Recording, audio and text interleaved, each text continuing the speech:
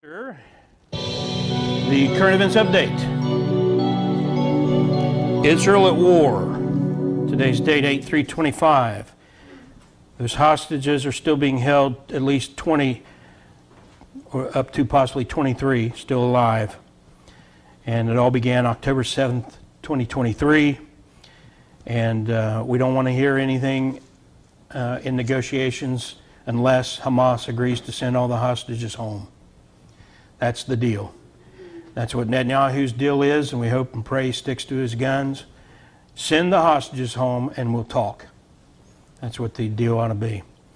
Yesterday, images of a Holocaust camp-looking hostage were released and enraged Jews and supporters of Israel around the world.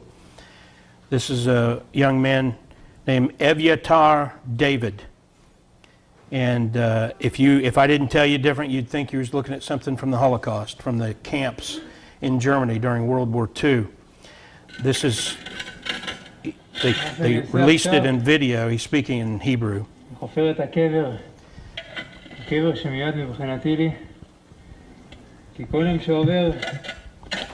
They're making these people live in the tunnels. You know, he's probably vitamin D deficient, among other things. Just terrible. To your far left is what he looked like when he was taken captive.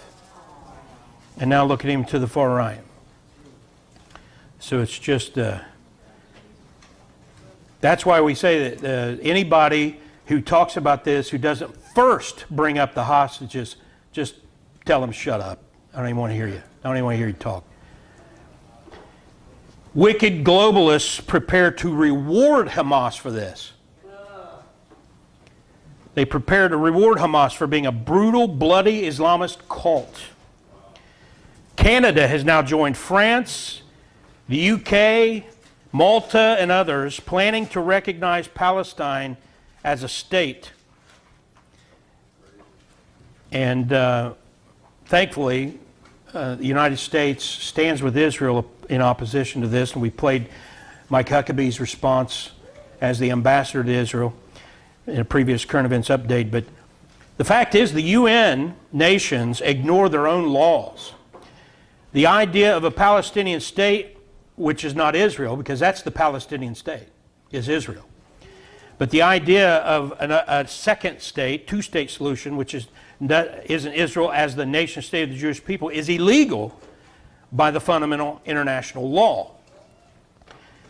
Under San Remo Resolution of 1920, incorporated into the mandate and preserved by UN Charter Article 80, the Jewish people hold exclusive collective national rights to Palestine as their homeland, which the biblical name is Judea, with only civil and religious protections for non-Jewish communities. No equivalent political sovereignty granted to Arab groups.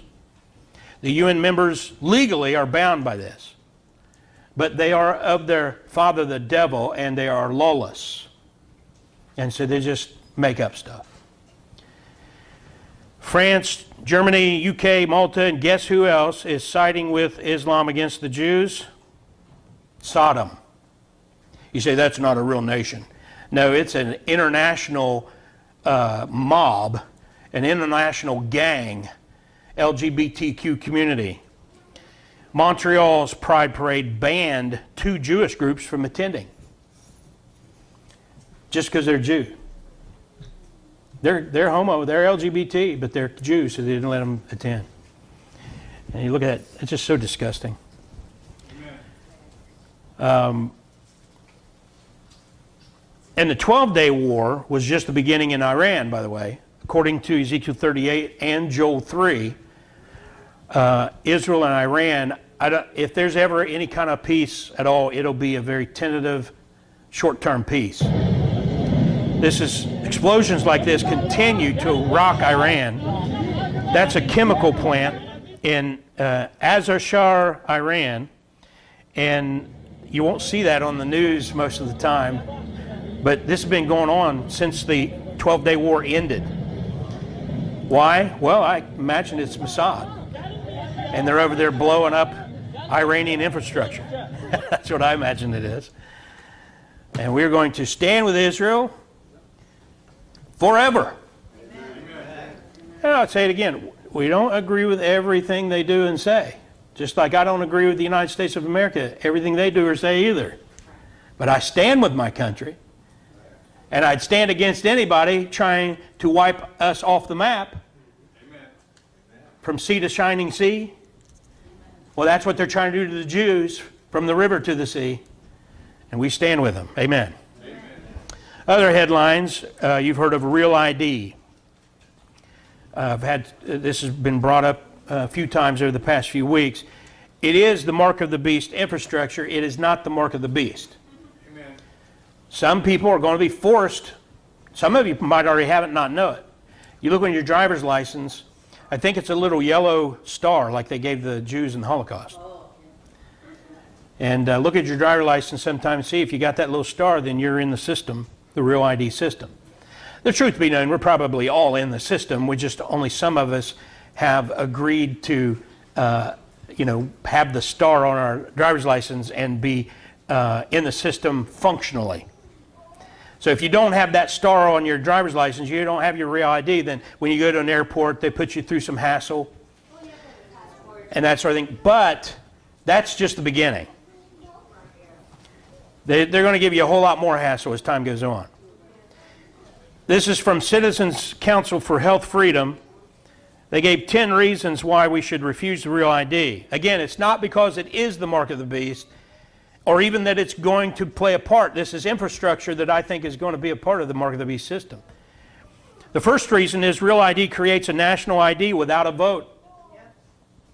Real ID was pushed through Congress after 9/11 without full debate. Americans never approved it. Most states initially rejected it under the 10th Amendment, but it's back. The second reason to reject Real ID is it violates privacy rights. U.S. Senator Patty Murray said on the Senate floor in 2005, it has implications for personal privacy. Indeed, it's a violation of the Fourth Amendment and your privacy rights. State DMVs plan to digitize it, put it on your phone, and have remote access to it. How many of you even spend a moment away from your phone? If you do, it's because you laid it down and maybe forgot you laid it down.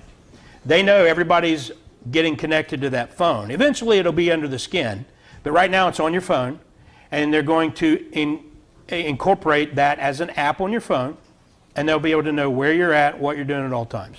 Yeah. Number three, it erodes state sovereignty. Real ID violates the 10th Amendment by coercing states to comply with the Federal Real ID Act law and the Department of Homeland Security standards rules. And all future changes the federal government dictates. So they've got their foot in the door. It's kind of like a Trojan horse concept. They got the horse in, and now they can trickle out little by little and take more and more control. There's nothing we can do about it. Legally, they've got it on the books. Note, states are not forced to do it. They were coerced into submission, but they can pull out any time. And what that means is they'll lose billions of dollars in federal money if they do that. See, that's how the federal government controls you. For example, with the school system, our present administration, the Trump administration, is dismantling the control of the schools and giving it back to the states the way it was intended to be. It was always that way until Jimmy Carter. And Ronald Reagan wanted to dismantle it when he was elected after Carter, but the Democrats were in control of Congress and they stopped him. No, that's folklore. Yeah. Yeah, we'll talk about that. He wasn't. The beast isn't going to die at the age of 80 and with Alzheimer's. the Antichrist. But anyway, the fourth reason is the Real ID enables biometric-based surveillance. DMVs under the Real ID Act collect and store facial, geometric data, and precise triangulated body measurements, the biometric coordinates, the building blocks of a total surveillance state. They're doing what they've already done in China. In China, you walk down the street, the cameras know who you are by your shape of your body, your face, and a signal that you're putting out. That's where we're going with this. The fifth reason to reject Real ID is it can be used to control access to daily life. You know what they did in COVID? No mask, no shot, no service. Same idea. You don't have real ID, you don't get into federal buildings to start with. Eventually, they'll shut down your access to your own bank account. They'll keep you from being able to go anywhere and do anything. You'll be under house arrest. The sixth reason to reject real ID is it sets the stage for a social credit system, which is what then they will use as an excuse for keeping you from being able to do anything. Your social credit system means if you go online and say something bad about abortion rights, strike. Say something bad about the LGBTQ lifestyle, strike. Claim that Jesus is the only way to heaven and all other religions are false and send you to hell, strike. Say something bad about the president who's in power at that time, strike, so forth. So many strikes, your number comes down, you're now limited. They've already shown that they played in the different countries where people call in to order a pizza. And they'll say, you are limited right now, you're not able to order because of your social, they call it social credit score, I think is what they call it. The seventh reason to refuse real ID is it opens the door to global ID systems. And so once it goes in the computer, folks, it's going to go global. It's not just going to be the state of Ohio and the United States of America, it's going into a global system. So you can see that this is the infrastructure most likely to be used by the Antichrist. Number 8, you cannot opt out of real ID without consequences. And that's the thing, is there's no opting out without consequences. So you either resist it now, or once it's full-blown power, then you're stuck. Now, what am I saying? I'm saying if I can vote for people who won't support this, if I can in any way influence the hindrance of this system, I will. But I also believe that we're real close to the rapture. Amen. And so all this is telling me is, get ready, get ready, get ready, get ready, get ready, you know. Ready now. Amen. Number 9, real ID is a Trojan horse for vaccine passports. Hey man, you already have to have vaccinations or you can't travel. But that's, there's a certain number that they say you have to travel foreign. They'll add them all. How many of you saw the American Academy of Pediatrics has now called for an end to all religious or philosophical exemptions? That, what are they going to do to you? If your kids don't get those vaccines, they can't interact with the other kids in the community. They can't go to the public schools, public library. They can't be on any of the school teams. They can't get involved. Even churches will go along with this and keep kids from taking part in church activities. You watch, mark it down. Yeah. And the 10th reason, real ID trains Americans to submit to a papers, please authority. You watch these movies about Russia under communism and Germany under the Nazis and any communist, fascist, Nazi country. And everywhere you went, you had to have your papers on you, or you could be locked up. Let me see your papers. You know, show you. Well, what do your papers be under this? Your phone. Until it goes under your skin, it'll be your phone. You leave home without your phone, they'll send you back to get your phone, or you don't do anything. You will be married to that phone. You will have to go do everything. How many of you right now, I get on my email, and I have to have my phone. And I either have to hit a check mark or enter in a 5 or 6 digit code to say, yes, this is me, but I'm on my computer, but I have to have my phone in order to get into my mail on my computer. This is all just setting the stage. Surveillance society is setting the stage for the beast system, along with mind control programming like the CIA program to control news media called Project Mockingbird. We've talked about this before. And a few years ago, you would have been laughed at, scoffed at, conspiracy theorist. Now it's absolutely out of the box. Tulsi Gabbard confirmed that it's still active. See, what we've heard from those who admit it, they'll say, oh, that's been done since 1960s and 70s. And we've had several current events updates where I've shown you it's still happening. And now the head of the DNI is admitting that it's still going on.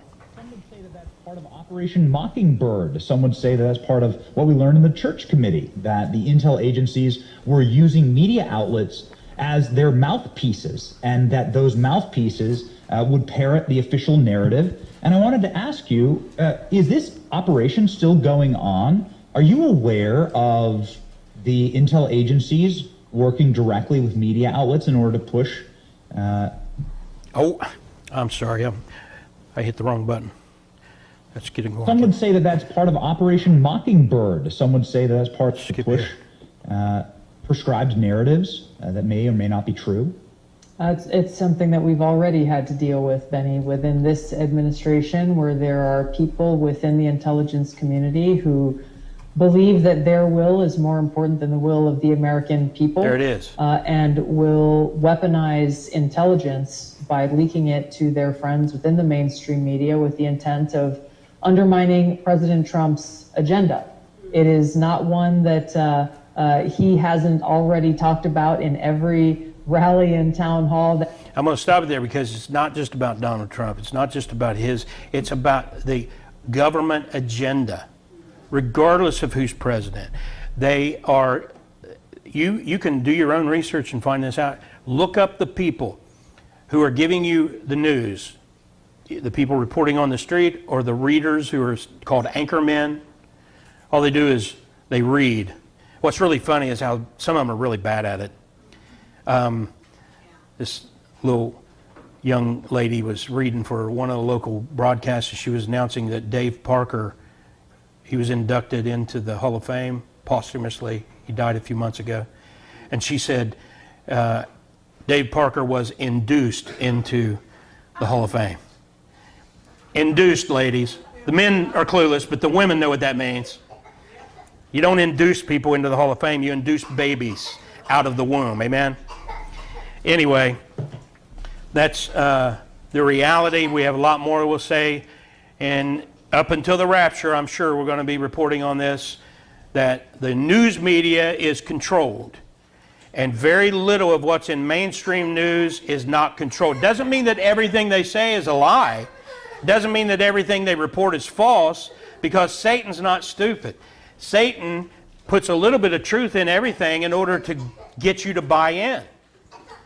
I mean, you may think this is wild for me to say, but even the Satanic Bible has truth in it. And so does the Quran and other false books. So the news media does relay truth, but intermixed is whatever they want it, the things that are important to them, then they program you, they lie to you. That's why we do this. We want you to be informed and pray and act accordingly. You can't save the world. God hasn't called you to save the world. Our primary purpose is not to stop the beast or anything like that, like a lot of people think. But what we are told to be is not ignorant. Amen? And to then do what we ought to do, act accordingly.